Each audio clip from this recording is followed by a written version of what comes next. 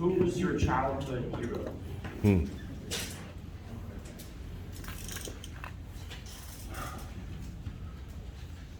My childhood hero was my father, Leslie Keith. My full name is Leslie Allen Keith Jr. My dad was flippin' awesome. One time, driving down the road in the station wagon with the appropriate amount of spare tires in the back, because my dad never paid more than $5 for a tire. We felt a lurch, boom, and a jump. And I said, Dad, what happened? Because it portended to something I didn't think was good. And he said, a tire fell off. I said, Dad, that's impossible. If a tire fell off, we wouldn't be going down the road. And I was shut up instantly as we watched the tire.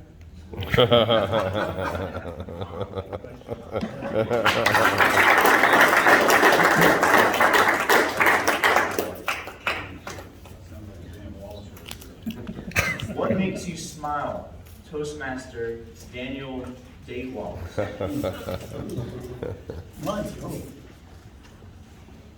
What makes me smile? Daniel Day Wallace. The word of the day makes me smile, and it reminds me of an oxymoron. The port in. Oh, that's an oxymoron. And my favorite inspirational character growing up made me smile too, Popeye the Sailor Man. He said, I am what I am. But his favorite saying, and I can remember, is, I should have been a doctor, because I got a lot of patience.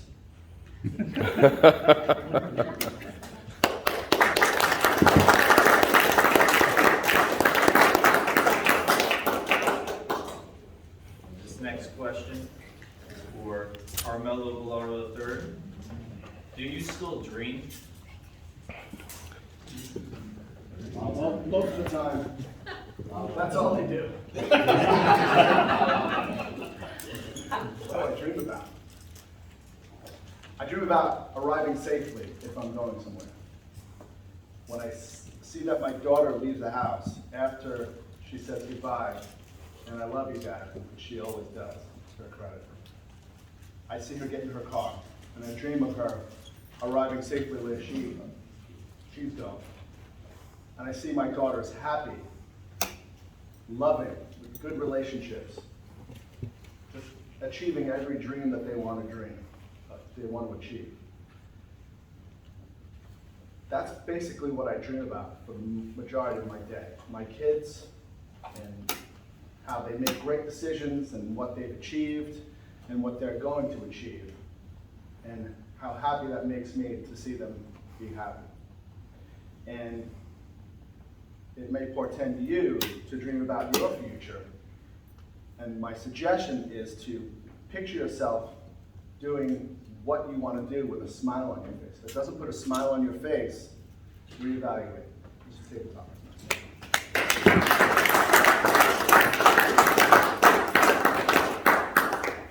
Toastmaster Steve Joseph. Who do you go for guidance? Or who do you go to for guidance? Ooh, that is a tough one. Who do I go to for guidance? It's been a very interesting question. But I think that the most important question is like, who do you go to, or to whom do you go for advice, right? And for the majority of my life, it's always been my father, right? I've never had an issue where I couldn't solve because there'd be no point in complaining to my dad about it, because he'd always say, use your mind. And I'm like, oh. And I didn't appreciate that until I was older, because I would hear stories about from other people that I knew, and like how their parents or like their teachers would all of a sudden like they couldn't do it because they're too stupid or whatever. And it was such an interesting shift for me. And it was kind of hard going into college because my parents were like college educated and like, you know, they talk about it all the time. And I remember being in the car with my dad and he'd be like, yeah, Steve, I don't really know about this whole computer thing. And it was very hard to hear that, because I had to look him in his face and tell him like, no, I'm sure about this, when I knew that I wasn't.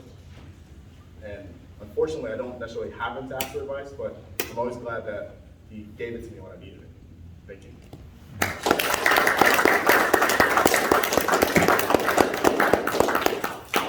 This one's for the birthday boy, Toastmaster Tim Rickey. What do you love most about yourself? So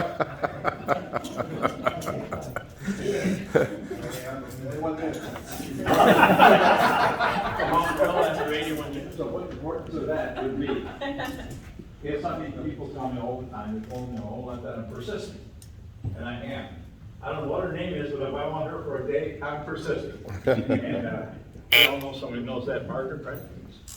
She's the one who first gave me that name. But I am persistent because if I see a goal or something that I can achieve, I'll stay with it, because most people do quit. They give up at a point. Right now, I'm trying to get a contract with office people to do speeches in there, free speeches to build a business on.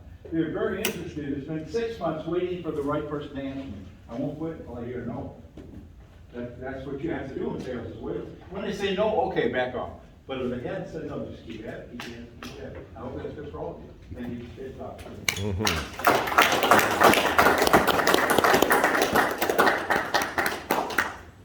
All right, this one's for Toastmaster Benjamin Urrutia. Would you ever give up your life to save someone else?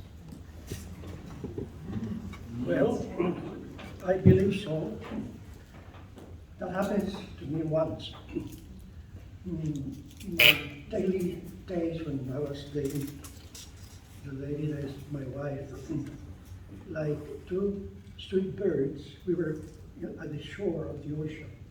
And we candidly walked into the water, but the water was receding. So all of a sudden we found her away from the shore. And well, we were frightened.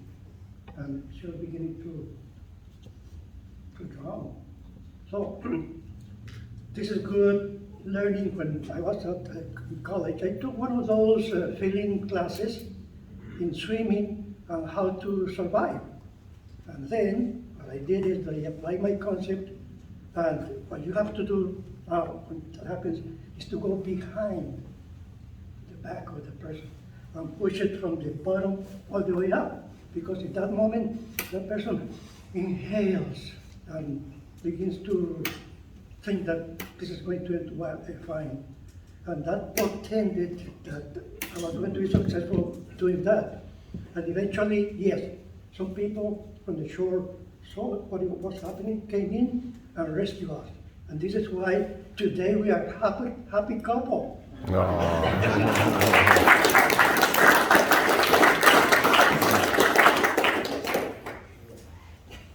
wanted to save this one for Toastmaster Tim Linger, but Toastmaster Alex McGriff, what is your favorite song and why?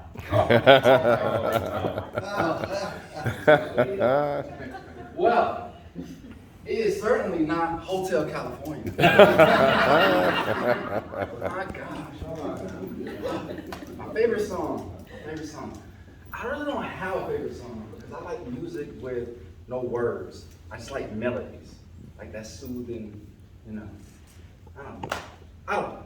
Sometimes I don't know what it's how I experience it. But I have to make an announcement. I got married last night. What? And then I woke up and it was just a dream. I ain't getting married. And back to his question, would I ever give my life to another person? Heck no. Who would do that? Unless I had a kid. I mean, I don't know how it feels to have a kid without having, but I know how it feels to have a cat. I mean, it's the only thing I ever had. You know? Oh yeah, the name of my cat was Benjamin. Oh. Thank you.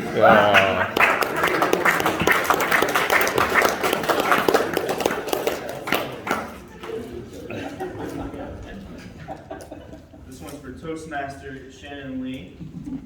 What would you do differently if you knew nobody would judge you? Alright, so I would pretend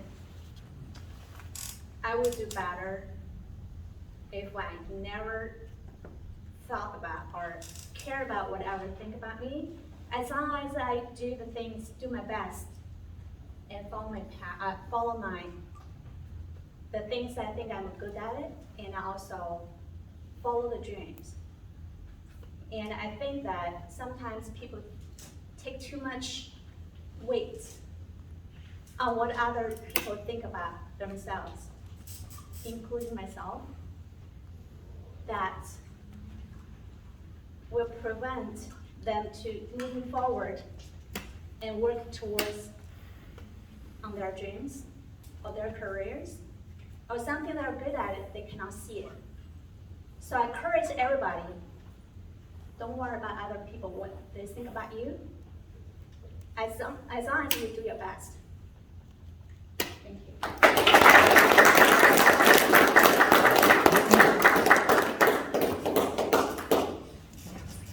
This one's for Toastmaster Lonnie Fowler. Not now, then when?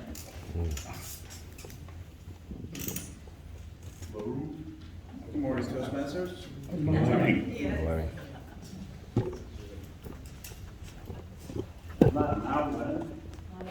I ask you, what are you waiting for? What better time than now? To go back to Alex for a second, now I have the song, the Beyonce song, all the single ladies, stay away from me. She ain't gonna get you a ring. So why not get married now?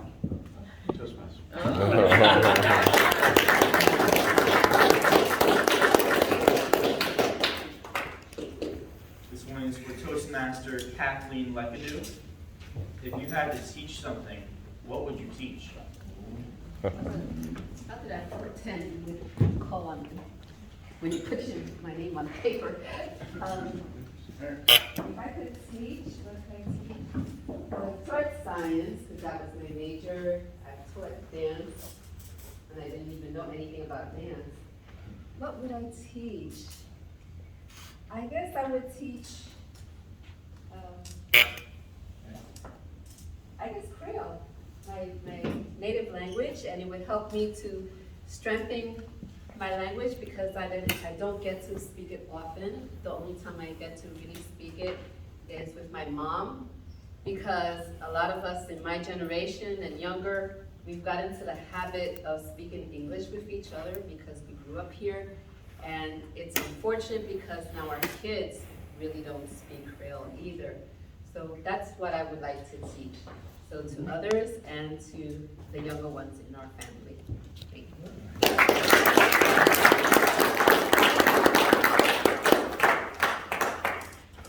Our Toastmaster Amy White. Are you holding on to something that you need to let go of? Don't look at Jeff. You know, I could pretend that I don't know what you're talking about.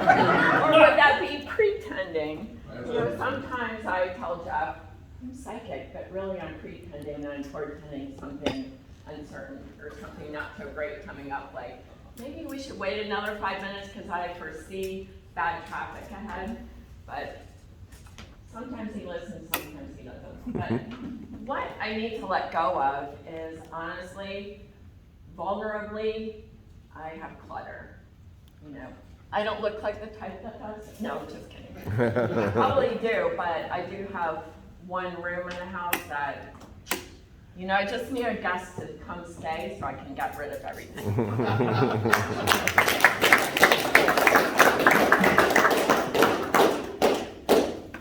Toastmaster Linda Miller, are you holding on?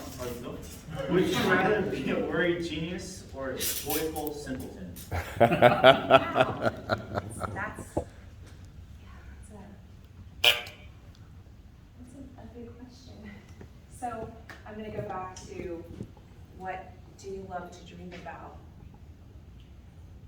Although your answer was great and beautifully stated, when I was a child, I dreamt that I was Superwoman, and I would jump off my bed, pretend that I had a cape on, or I was Farrah Fawcett, and I would put a yellow towel on my head and flip it all around.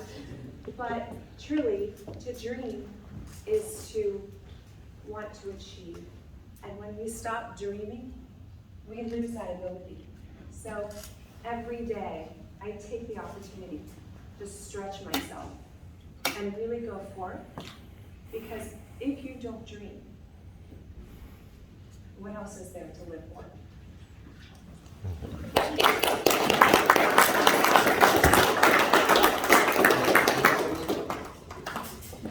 Toastmaster Daniel Billings, where do you find inspiration? Go get him, James. I find inspiration in the pains from the past that I try to forget, that's hard to forget. I find inspiration in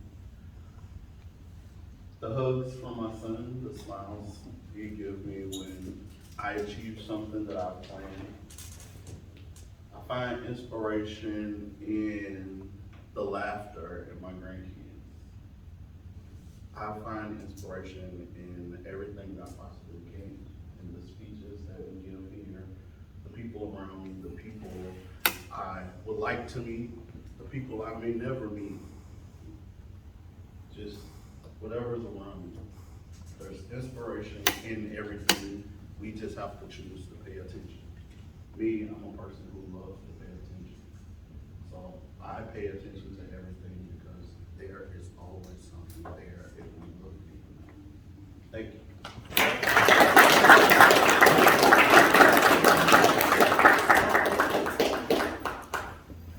Toastmaster Paula, why do we think of others the most when they're gone?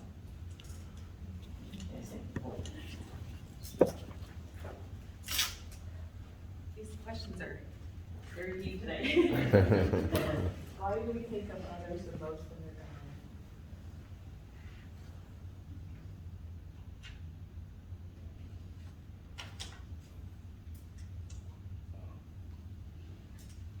Does my minute start when I start speaking?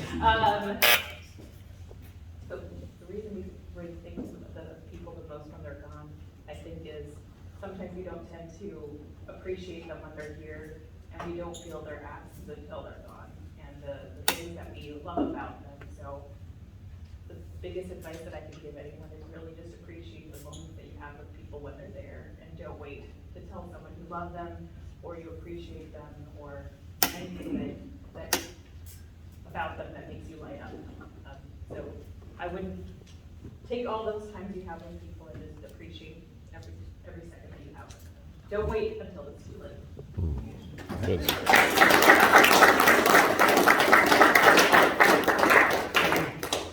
All right, we're going to move to the back table. Did all of the